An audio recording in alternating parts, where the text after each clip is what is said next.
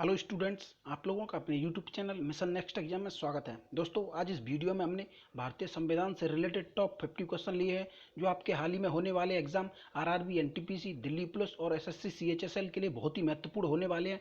दोस्तों, ये क्वेश्चन बहुत रिपीटेड क्वेश्चन है जो आपके एग्जाम में बार बार पूछे गए हैं।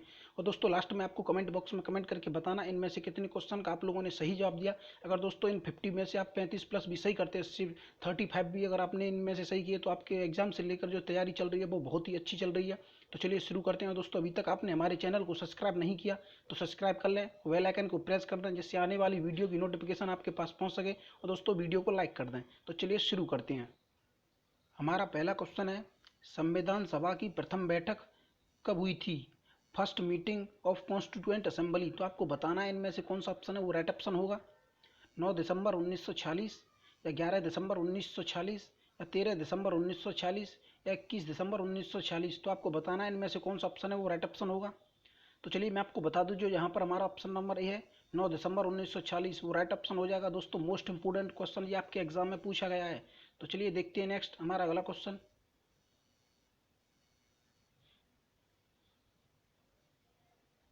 संविधान सभा के अस्थायी अध्यक्ष के रूप में किसे नियुक्त किया गया था? तो आपको बताना है संविधान सभा के अस्थायी अध्यक्ष के रूप में किसे नियुक्त किया गया था।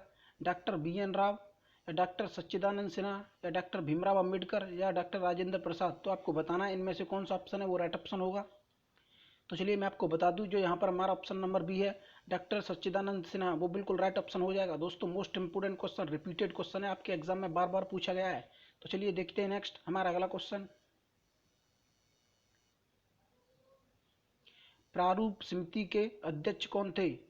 BN राव, JB कृपलानी, वल्लभ भाई पटेल या फिर भीमराव अंबेडकर। तो आपको बताना है इनमें से कौन सा ऑप्शन है वो राइट ऑप्शन होगा।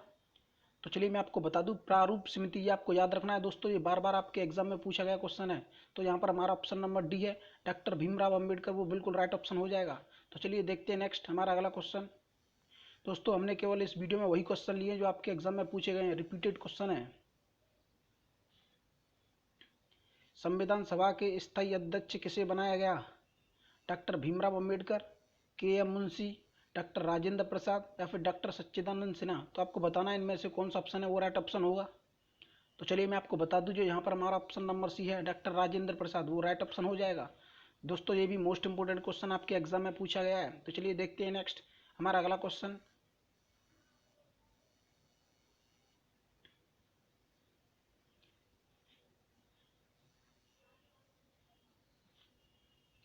संविधान सभा के अंतिम रूप से संविधान को कब पारित किया गया? तो आपको बताना है संविधान सभा के अंतिम अंतिम रूप से संविधान को कब पारित किया गया था। तो आपको बताना है इनमें से कौन सा ऑप्शन है वो राइट ऑप्शन होगा। 26 जनवरी 1950, 15 अगस्त 1947, 2 अक्टूबर 1949 या फिर 26 नवंबर 1949। तो आपको बताना है इनमें से कौन सा ऑप्शन है वो राइट ऑप्शन होगा। तो चलिए मैं आपको बता दूं, जो यहाँ पर हमारा ऑप्शन नंबर डी है 26 नवंबर 1949, वो राइट ऑप्शन हो जाएगा। दोस्तों, ये भी रिपीटेड क्वेश्चन है। तो चलिए देखते हैं नेक्स्ट हमारा अगला क्वेश्चन। भारतीय संविधान किस दिन से पूर्णतः लागू हुआ था? तो आपको बताना है इनमें से कौन सा ऑप्शन है वो राइट ऑप्शन होगा। 26 नवंबर 1950, 26 नवंबर 1949 या 26 अगस्त 1950 या 26 जनवरी 1950। तो आपको बताना है इनमें से कौन सा ऑप्शन है वो राइट ऑप्शन होगा। तो चलिए मैं आपको बता दूं, जो यहाँ पर हमारा ऑप्शन नंबर डी है 26 जनवरी 1950, वो बिल्कुल राइट ऑप्शन हो जाएगा। दोस्तों, इस दिन गणतंत्र दिवस के रूप में बनाया जाता है। जो यहाँ पर हमारा ऑप्शन नंबर डी है बिल्कुल राइट ऑप्शन हो जाएगा। तो चलिए देखते हैं नेक्स्ट हमारा अगला क्वेश्चन। भारत कब गणतंत्र बना?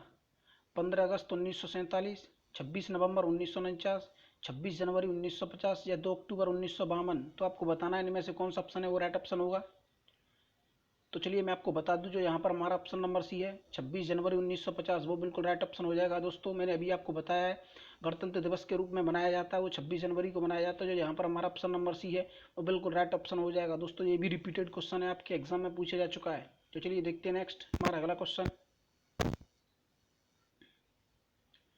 भारतीय संविधान के किस भाग को उसकी आत्मा की संज्ञा दी गई है?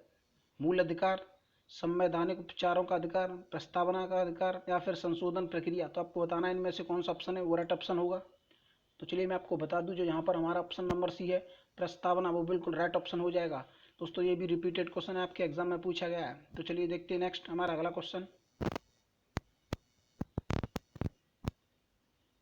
संविधान सभा ने राष्ट्रगान कब स्वीकार किया? 24 जनवरी 1950, 26 जनवरी 1950, या 15 अगस्त 1947, या 22 जुलाई 1950। तो आपको बताना है इनमें से कौन सा ऑप्शन है वो राइट ऑप्शन होगा। तो चलिए मैं आपको बता दूं, जो यहाँ पर हमारा ऑप्शन नंबर ए है 24 जनवरी 1950, वो बिल्कुल राइट ऑप्शन हो जाएगा। दोस्तों ये भी रिपीटेड क्वेश्चन है, आपके एग्जाम में पूछा गया है, ये आपको याद रखना है। तो चलिए देखते हैं नेक्स्ट हमारा अगला क्वेश्चन।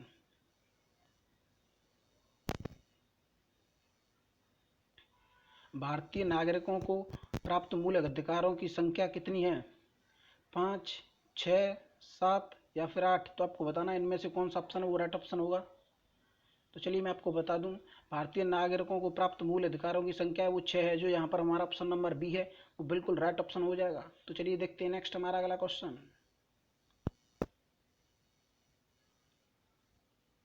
संपत्ति के अधिकार को किस संविधान संशोधन के द्वारा हटाया गया था? 42वें, 46वें या फिर 44वें, 46वें, या फिर 52वें। तो आपको बताना है इनमें से कौन सा ऑप्शन है वो राइट ऑप्शन होगा। तो चलिए मैं आपको बता दूं, जो यहाँ पर हमारा ऑप्शन नंबर ए है 44 में, वो बिल्कुल राइट ऑप्शन हो जाएगा। दोस्तों रिपीटेड क्वेश्चन है, आपके एग्जाम में बार बार पूछा गया है, आपको याद रखना है। तो चलिए देखते हैं नेक्स्ट हमारा अगला क्वेश्चन। मूल अधिकारों का रक्षक किसे कहा जाता है? सर्वोच्च न्यायालय को, उच्च न्यायालय को, या ए और बी दोनों, या फिर संसद। तो आपको बताना है इनमें से कौन सा ऑप्शन है वो राइट ऑप्शन होगा। तो चलिए मैं आपको बता दूं, जो यहाँ पर हमारा ऑप्शन नंबर सी है, ए और बी दोनों ही, सर्वोच्च न्यायालय और उच्च न्यायालय को कहा जाता है, जो यहाँ पर हमारा ऑप्शन नंबर सी है वो बिल्कुल राइट ऑप्शन हो जाएगा। तो चलिए देखते हैं नेक्स्ट हमारा अगला क्वेश्चन।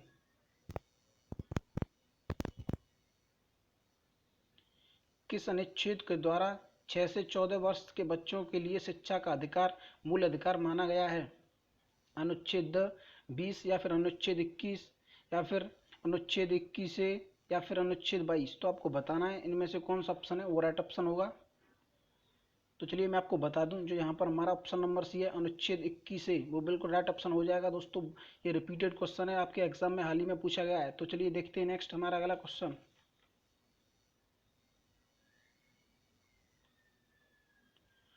लोक कल्याणकारी राज्य की अवधारणा किसमें निहित है? मूल अधिकार, राज्य की नीति एवं निर्देशक तत्व, या मूल कर्तव्य, या सर्वोच्च न्यायालय। तो आपको बताना है इनमें से कौन सा ऑप्शन है वो राइट ऑप्शन होगा। तो चलिए मैं आपको बता दूं, जो यहाँ पर हमारा ऑप्शन नंबर बी है, राज्य की नीति निर्देशक एवं तत्व, ये यहाँ पर हमारा ऑप्शन नंबर बी है, वो बिल्कुल राइट ऑप्शन हो जाएगा। राज्य की नीति के निर्देशक तत्व, ये आपको याद रखना है। तो चलिए देखते हैं नेक्स्ट हमारा अगला क्वेश्चन। संविधान का अनुच्छेद 40 राज्य को निर्देश देता है कि वह समान कार्य करने के लिए वेतन निर्धारित करे, पर्यावरण की रक्षा करे, ग्राम पंचायतों का संगठन करे, लोक कल्याणकारी राज्यों की स्थापना करे। तो आपको बताना है इनमें से कौन सा ऑप्शन है वो राइट ऑप्शन होगा। तो चलिए मैं आपको बता दूं, जो यहाँ पर हमारा ऑप्शन नंबर सी है, राज्य की पंचायतों का संगठन करे, वो बिल्कुल राइट ऑप्शन हो जाएगा। दोस्तों मोस्ट इंपोर्टेंट क्वेश्चन आपके एग्जाम में पूछा गया है। तो चलिए देखते हैं नेक्स्ट हमारा अगला क्वेश्चन। संविधान में मूल कर्तव्यों को शामिल करने की प्रेरणा किस देश के संविधान से ली गई है? रूस, जर्मनी, फ्रांस, या फिर चीन। तो आपको बताना है इनमें से कौन सा ऑप्शन है वो राइट ऑप्शन होगा। तो दोस्तों यहाँ पर आपको याद रखना है मूल कर्तव्यों, तो वो यहाँ पर हमारा ऑप्शन नंबर ए है रूस, वो बिल्कुल राइट ऑप्शन हो जाएगा। दोस्तों रिपीटेड क्वेश्चन है, आपके एग्जाम में पूछा गया है। तो चलिए देखते हैं नेक्स्ट हमारा अगला क्वेश्चन। संविधान में मूल कर्तव्यों की कुल संख्या कितनी है? 10, 11, 12, या फिर 13। तो आपको बताना है इनमें से कौन सा ऑप्शन है वो राइट ऑप्शन होगा। तो चलिए मैं आपको बता दूं, जो यहाँ पर हमारा ऑप्शन नंबर बी है, वो बिल्कुल राइट ऑप्शन हो जाएगा। 11 हैं हमारे मूल कर्तव्य, ये आपको याद रखना है दोस्तों, आपके एग्जाम में पूछा गया है। तो चलिए देखते हैं नेक्स्ट हमारा अगला क्वेश्चन। संविधान में मूल कर्तव्यों को किस समिति की अनुशंसा के आधार पर शामिल किया गया? कर्ण सिंह समिति, कृपलानी समिति, स्वर्ण सिंह समिति, या फिर देवराज अर्थ समिति। तो आपको बताना है इनमें से कौन सा ऑप्शन है राइट ऑप्शन होगा। तो चलिए मैं आपको बता दूं, जो यहाँ पर हमारा ऑप्शन नंबर सी है स्वर्ण सिंह समिति, वो बिल्कुल राइट ऑप्शन हो जाएगा। तो चलिए देखते हैं नेक्स्ट हमारा अगला क्वेश्चन। भारतीय संघ की शक्ति किसमें निहित है? संसद, प्रधानमंत्री, राष्ट्रपति या फिर मंत्रिमंडल? तो आपको बताना है इनमें से कौन सा ऑप्शन है वो राइट ऑप्शन होगा। तो चलिए मैं आपको बता दूं, जो यहाँ पर हमारा ऑप्शन नंबर सी है राष्ट्रपति, वो बिल्कुल राइट ऑप्शन हो जाएगा। तो चलिए देखते हैं नेक्स्ट हमारा अगला क्वेश्चन। दोस्तों ये आपको याद रखना है, मोस्ट इंपोर्टेंट क्वेश्चन है। राष्ट्रपति के निर्वाचन मंडल में शामिल हैं संसद के दोनों सदनों के सदस्य तथा राज्य की विधानसभाओं के निर्वाचित सदस्य, या संसद के दोनों सदनों के निर्वाचित सदस्य एवं राज्यों की विधानसभा एवं विधान परिषदों के निर्वाचित सदस्य, या फिर संसद के दोनों सदस्यों से निर्वाचित सदस्य एवं राज्यों की विधानसभाओं से निर्वाचित सदस्य, या संसद के दोनों सदनों से निर्वाचित सदस्य। तो आपको बताना है इनमें से कौन सा ऑप्शन है वो राइट ऑप्शन होगा। तो चलिए मैं आपको बता दूं, जो यहाँ पर हमारा ऑप्शन नंबर सी है संसद के दोनों सदनों से के निर्वाचित सदस्य एवं राज्यों की विधानसभाओं से निर्वाचित सदस्य, वो बिल्कुल यहाँ पर राइट ऑप्शन हो जाएगा। दोस्तों याद रखना है, बहुत ही मोस्ट इंपोर्टेंट क्वेश्चन है, आपके एग्जाम में पूछा गया है। राष्ट्रपति के निर्वाचन मंडल में शामिल हैं वो संसद के दोनों सदनों के निर्वाचित सदस्य एवं राज्यों की विधानसभाओं के निर्वाचित सदस्य। तो चलिए देखते हैं नेक्स्ट हमारा अगला क्वेश्चन। राष्ट्रपति के कार्यकाल की अवधि होती है 3 वर्ष, 5 वर्ष, 6 वर्ष या फिर डी इनमें कोई सीमा नहीं। तो आपको बताना है इनमें से कौन सा ऑप्शन है वो राइट ऑप्शन होगा। तो चलिए मैं आपको बता दूं, जो यहाँ पर हमारा ऑप्शन नंबर बी है 5 वर्ष, वो बिल्कुल राइट ऑप्शन हो जाएगा। तो चलिए देखते हैं नेक्स्ट हमारा अगला क्वेश्चन। राष्ट्रपति पद के लिए चुनाव के लिए कौन सी विधि अपनाई जाती है? तो आपको बताना है राष्ट्रपति पद के चुनाव के लिए कौन सी विधि अपनाई जाती है। अनुपातिक प्रतिनिधित्व, या एकल संक्रमणीय, या फिर अप्रत्यक्ष मतदान, या फिर ये सभी। तो आपको बताना है इनमें से कौन सा ऑप्शन है वो राइट ऑप्शन होगा। तो चलिए मैं आपको बता दूं, जो यहाँ पर हमारा ऑप्शन नंबर डी है वो बिल्कुल राइट ऑप्शन हो जाएगा। चलिए देखते हैं नेक्स्ट हमारा अगला क्वेश्चन। निर्विरोध चुने जाने वाले राष्ट्रपति हैं, तो आपको बताना है इनमें से कौन से राष्ट्रपति हैं जो निर्विरोध चुने गए थे। बीवी गिरी, नीलम संजीव रेड्डी, या फिर डॉक्टर राजेंद्र प्रसाद, या एपीजे अब्दुल कलाम। तो आपको बताना है इनमें से कौन सा ऑप्शन है वो राइट ऑप्शन होगा। तो चलिए मैं आपको बता दूं, जो यहाँ पर हमारा ऑप्शन नंबर बी है नीलम संजीव रेड्डी, तो बिल्कुल राइट ऑप्शन हो जाएगा। दोस्तों ये रिपीटेड क्वेश्चन है, आपके एग्जाम में पूछा गया। तो चलिए देखते हैं नेक्स्ट हमारा अगला क्वेश्चन।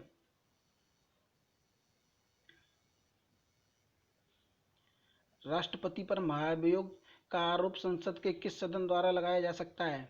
लोकसभा, राज्यसभा, संसद के किसी भी सदन द्वारा, या फिर किसी के द्वारा भी नहीं। तो आपको बताना है इनमें से कौन सा ऑप्शन है वो राइट ऑप्शन होगा। तो चलिए मैं आपको बता दूं, जो यहाँ पर हमारा ऑप्शन नंबर सी है संसद के किसी भी सदन द्वारा, वो बिल्कुल राइट ऑप्शन हो जाएगा। दोस्तों ये आपको याद रखना है, आपके एग्जाम में पूछा गया है, रिपीटेड क्वेश्चन है। तो चलिए देखते हैं नेक्स्ट हमारा अगला क्वेश्चन। भारतीय सेनाओं का सर्वोच्च सेनापति कौन होता है? राष्ट्रपति, प्रधानमंत्री, थल सेनाध्यक्ष, रक्षा मंत्री। तो आपको बताना है इनमें से कौन सा ऑप्शन है वो राइट ऑप्शन होगा। तो चलिए मैं आपको बता दूं, जो यहाँ पर हमारा ऑप्शन नंबर ए है राष्ट्रपति, वो बिल्कुल राइट ऑप्शन हो जाएगा। तो चलिए देखते हैं नेक्स्ट हमारा अगला क्वेश्चन। भारतीय संविधान के अनुसार संघ की कार्यपालिका शक्ति किसमें निहित है? राष्ट्रपति, प्रधानमंत्री, मंत्रिमंडल, या इन सभी में। तो आपको बताना है इनमें से कौन सा ऑप्शन है वो राइट ऑप्शन होगा। तो चलिए मैं आपको बता दूं, जो संघ की कार्यपालिका शक्ति है वो राष्ट्रपति में निहित है। जो यहाँ पर हमारा ऑप्शन नंबर ए है वो राइट ऑप्शन हो जाएगा। दोस्तों मोस्ट इंपोर्टेंट क्वेश्चन आपके एग्जाम में पूछा जा चुका है, रिपीटेड क्वेश्चन है, आपको याद रखना है। तो चलिए देखते हैं नेक्स्ट हमारा अगला क्वेश्चन।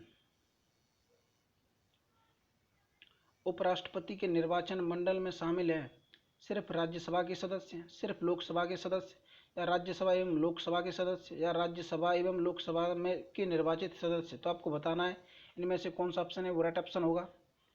तो चलिए मैं आपको बता दूं, जो यहाँ पर हमारा ऑप्शन नंबर सी है राज्यसभा एवं लोकसभा के सदस्य, वो बिल्कुल राइट ऑप्शन हो जाएगा। ये भी दोस्तों रिपीटेड क्वेश्चन है, आपके एग्जाम में पूछा गया है। तो चलिए देखते हैं नेक्स्ट हमारा अगला क्वेश्चन।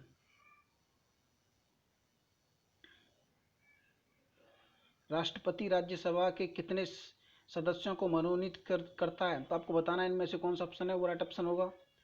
12, 15, 14 या फिर 2। तो आपको बताना है इनमें से कौन सा ऑप्शन है वो राइट ऑप्शन होगा।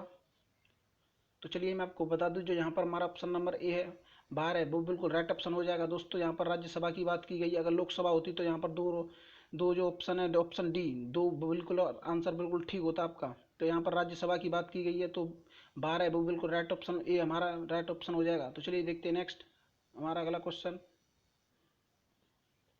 भारतीय संसद के ऊपरी सदन को क्या कहा जाता है? लोकसभा, राज्यसभा, विधानसभा, मंत्रिमंडल। तो आपको बताना है अपर हाउस किसे कहते हैं, ऊपरी सदन। तो आपको बताना है इनमें से कौन सा ऑप्शन है वो राइट ऑप्शन होगा। तो चलिए मैं आपको बता दूं, जो यहाँ पर हमारा ऑप्शन नंबर बी है राज्यसभा, वो बिल्कुल राइट ऑप्शन हो जाएगा। दोस्तों लोअर हाउस बोला जाए वो लोकसभा को बोला जाता है, जो यहाँ पर हमारा ऑप्शन नंबर बी है अपर हाउस राज्यसभा, वो बिल्कुल राइट ऑप्शन हो जाएगा। दोस्तों रिपीटेड क्वेश्चन आपके एग्जाम में पूछा गया है। तो चलिए देखते हैं नेक्स्ट हमारा अगला क्वेश्चन। प्रधानमंत्री की नियुक्ति कौन करता है? राष्ट्रपति, उपराष्ट्रपति, लोकसभा अध्यक्ष या भारत का मुख्य न्यायाधीश। तो आपको बताना है इनमें से कौन सा ऑप्शन है वो राइट ऑप्शन होगा। तो चलिए मैं आपको बता दूं, जो प्रधानमंत्री की नियुक्ति करता है वो राष्ट्रपति करता है, जो यहाँ पर हमारा ऑप्शन नंबर ए है वो बिल्कुल राइट ऑप्शन होगा। दोस्तों ये आपको याद रखना है, ये भी आपके एग्जाम में पूछा गया क्वेश्चन है। तो चलिए देखते हैं नेक्स्ट हमारा अगला क्वेश्चन। यदि प्रधानमंत्री या कोई अन्य मंत्री सदन का सदस्य नहीं है तो उस पर पद बने रहने के लिए कितने दिनों के अंदर संसद का सदस्य बनना आवश्यक है? 3 माह, 6 माह, 9 माह या फिर 19 वर्ष। तो आपको बताना है इनमें से कौन सा ऑप्शन है वो राइट ऑप्शन होगा। तो चलिए मैं आपको बता दूं, जो यहाँ पर हमारा ऑप्शन नंबर बी है 6 माह, वो बिल्कुल राइट ऑप्शन हो जाएगा। दोस्तों ये आपके एग्जाम में पूछा गया क्वेश्चन है, रिपीटेड क्वेश्चन है, मोस्ट इंपोर्टेंट क्वेश्चन है। तो चलिए देखते हैं नेक्स्ट हमारा अगला क्वेश्चन। मंत्रिपरिषद सामूहिक रूप से किस के प्रति उत्तरदायी है? तो आपको बताना है इनमें से कौन सा ऑप्शन है वो राइट ऑप्शन होगा। राष्ट्रपति, लोकसभा अध्यक्ष या फिर लोकसभा या फिर राज्यसभा। तो आपको बताना है इनमें से कौन सा ऑप्शन है वो राइट ऑप्शन होगा। तो चलिए मैं आपको बता दूं, तो यहाँ पर हमारा ऑप्शन नंबर सी है लोकसभा, वो बिल्कुल राइट ऑप्शन हो जाएगा। दोस्तों ये भी आपके एग्जाम में पूछा गया क्वेश्चन है। तो चलिए देखते हैं नेक्स्ट हमारा अगला क्वेश्चन। लोकसभा की अधिकतम सदस्यों की संख्या हो सकती है 542, 545, 550 या फिर 552। तो आपको बताना है इनमें से कौन सा ऑप्शन है वो राइट ऑप्शन होगा। तो चलिए मैं आपको बता दूं, जो यहाँ पर हमारा ऑप्शन नंबर बी है 552, वो बिल्कुल राइट ऑप्शन हो जाएगा। तो चलिए देखते हैं नेक्स्ट हमारा अगला क्वेश्चन। दोस्तों ये भी रिपीटेड क्वेश्चन है।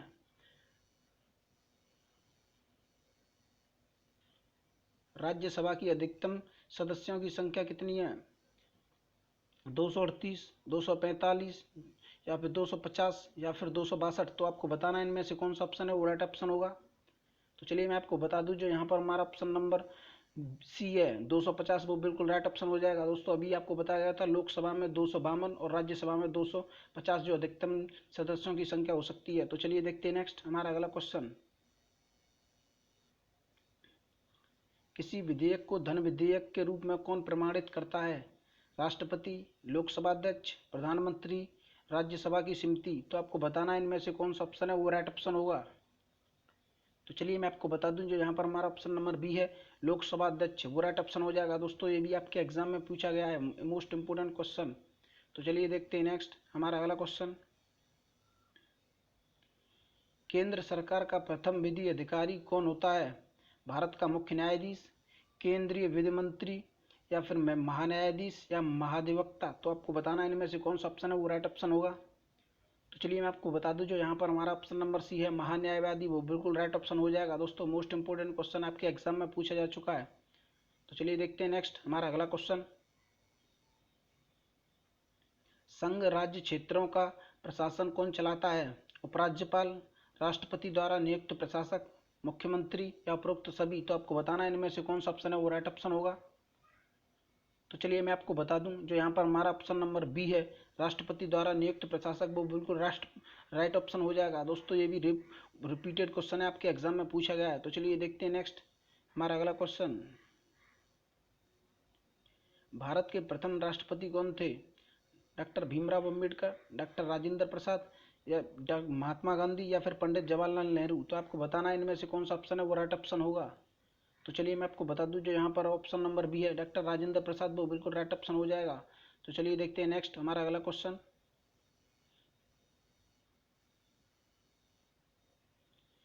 स्वतंत्र भारत के प्रथम भारतीय गवर्नर जनरल कौन थे? चक्रवर्ती राजगोपालचारी, डॉक्टर सच्चिदानंद सिन्हा, लॉर्ड माउंटबेटन या डॉक्टर राजेंद्र प्रसाद। तो आपको बताना है इनमें से कौन सा ऑप्शन है वो राइट ऑप्शन होगा। तो चलिए मैं आपको बता दूं, जो यहाँ पर हमारा ऑप्शन नंबर ए है चक्रवर्ती राजगोपालचारी, वो बिल्कुल राइट ऑप्शन हो जाएगा। तो चलिए देखते हैं नेक्स्ट हमारा अगला क्वेश्चन। दोस्तों ये भी रिपीटेड क्वेश्चन है, आपके एग्जाम में पूछा जा चुका है।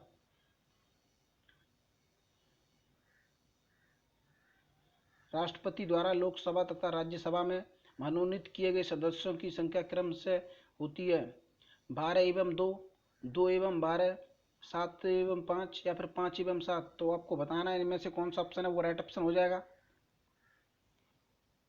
तो चलिए मैं आपको बता दूं, जो यहाँ पर हमारा ऑप्शन नंबर बी है 2 एवं 12, वो बिल्कुल राइट ऑप्शन हो जाएगा। दोस्तों अभी मैंने आपको बताया था लोकसभा में राष्ट्रपति द्वारा 2 और राज्यसभा में 12, ये बिल्कुल राइट ऑप्शन हो जाएगा हमारा बी। दोस्तों रिपीटेड क्वेश्चन है, आपके एग्जाम में पूछा गया है। तो चलिए देखते हैं नेक्स्ट हमारा अगला क्वेश्चन। लोकसभा एवं राज्यसभा के दोनों अधिवेशनों के बीच अधिकतम कितने समय का अंतर होना चाहिए? 3 माह, 6 माह, 5 माह, 6 माह या कोई निश्चित सीमा नहीं। तो आपको बताना है इनमें से कौन सा ऑप्शन है वो राइट ऑप्शन होगा। तो चलिए मैं आपको बता दूं, जो यहाँ पर हमारा ऑप्शन नंबर सी है 6 माह, वो बिल्कुल राइट ऑप्शन हो जाएगा। तो चलिए देखते हैं नेक्स्ट हमारा अगला क्वेश्चन। दोस्तों ये भी रिपीटेड क्वेश्चन है, आपके एग्जाम में पूछा गया है। दोस्तों ज़्यादातर एग्जाम में वही क्वेश्चन पूछे जाते हैं जो आपके पिछले एग्जामों में पूछे गए हैं, रिपीटेड क्वेश्चन ही आपके एग्जाम में आते हैं। तो चलिए देखते हैं नेक्स्ट हमारा अगला क्वेश्चन। राज्य की कार्यपालिका का प्रमुख कौन होता है? मुख्यमंत्री, राज्यपाल, विधानसभा अध्यक्ष या कोई नहीं। तो आपको बताना है इनमें से कौन सा ऑप्शन है वो राइट ऑप्शन होगा। तो चलिए मैं आपको बता दूं, जो यहाँ पर हमारा ऑप्शन नंबर बी है राज्यपाल, वो बिल्कुल राइट ऑप्शन हो जाएगा। तो चलिए देखते हैं नेक्स्ट हमारा अगला क्वेश्चन।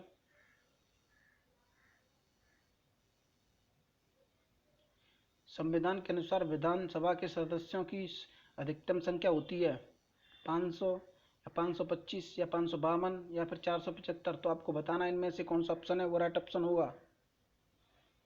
तो चलिए मैं आपको बता दूं, जो यहाँ पर हमारा ऑप्शन नंबर ए है 500, वो बिल्कुल राइट ऑप्शन हो जाएगा। दोस्तों रिपीटेड क्वेश्चन है, आपके एग्जाम में पूछा जा चुका है। तो चलिए देखते हैं नेक्स्ट हमारा अगला क्वेश्चन। वर्तमान में भारत में कुल कितने राज्यों में विधान परिषदें विद्यमान हैं?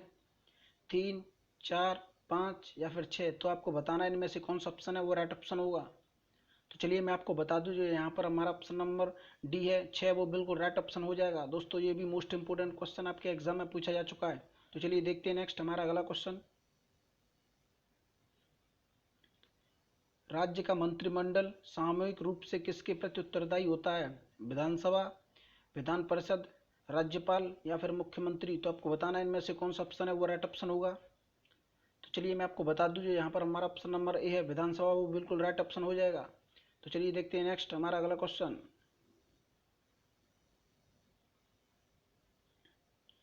विधानसभा का वर्ष में कम से कम कितने अधिवेशन होने अनिवार्य हैं? 2, 3, 4 या फिर 5। तो आपको बताना है इनमें से कौन सा ऑप्शन है वो राइट ऑप्शन होगा। तो चलिए मैं आपको बता दूं, जो यहाँ पर हमारा ऑप्शन नंबर ए है 2, वो बिल्कुल राइट ऑप्शन हो जाएगा। तो चलिए देखते हैं नेक्स्ट हमारा अगला क्वेश्चन।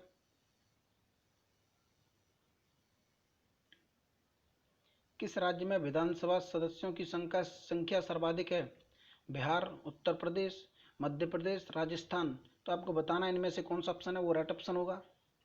तो चलिए मैं आपको बता दूं, जो यहाँ पर हमारा ऑप्शन नंबर बी है उत्तर प्रदेश, वो बिल्कुल राइट ऑप्शन हो जाएगा। दोस्तों मोस्ट इंपोर्टेंट क्वेश्चन आपके एग्जाम में पूछा जा चुका है। चलिए देखते हैं नेक्स्ट हमारा अगला क्वेश्चन। जम्मू कश्मीर राज्य को किस अनुच्छेद के अंतर्गत विशेष राज्य का दर्जा प्राप्त है? अनुच्छेद 352, अनुच्छेद 358 या फिर अनुच्छेद 370 या फिर अनुच्छेद 394। तो आपको बताना है इनमें से कौन सा ऑप्शन है वो राइट ऑप्शन होगा। तो दोस्तों आपको जैसे ही पता है, हाल ही में जम्मू कश्मीर से धारा 370 हटाई गई है। यहाँ पर हमारा ऑप्शन नंबर सी है अनुच्छेद 370, वो बिल्कुल राइट ऑप्शन हो जाएगा।